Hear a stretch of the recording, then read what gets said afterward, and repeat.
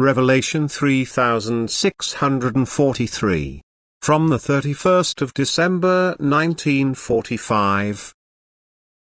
God instructs his disciples and sends them out into the world.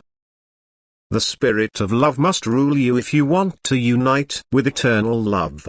This is my commandment which I give to you time and again. It is the epitome of my teaching which I convey to you time and again through my messengers. It is the content of my word which comes to you from above because I love you and want to draw you to me forever. And if you practice love you will fulfill my commandment and you will gain my pleasure. I myself will draw close to you and you will draw closer to me until you unite with me yourselves through unceasing activity of love.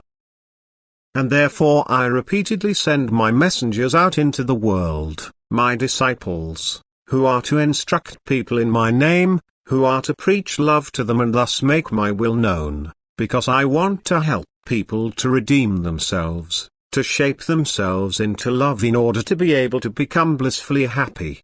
And therefore I instruct these disciples in order to make them able to instruct their fellow human beings.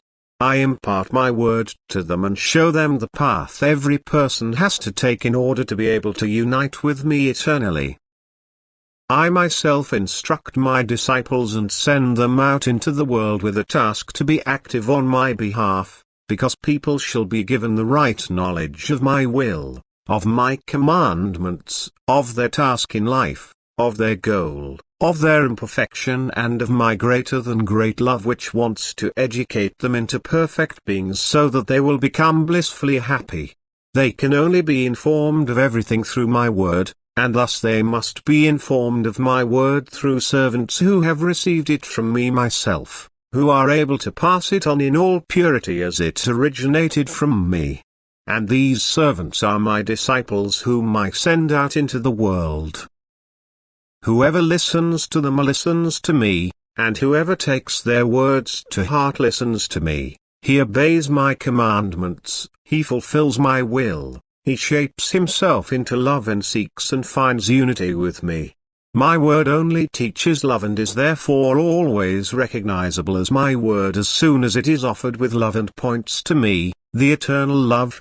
My word can also only be received by people who live in love, who are therefore so intimately united with me that they desire to hear me and are able to hear that I can come to them in the word, and who are therefore also suitable to work for me on earth as my servants.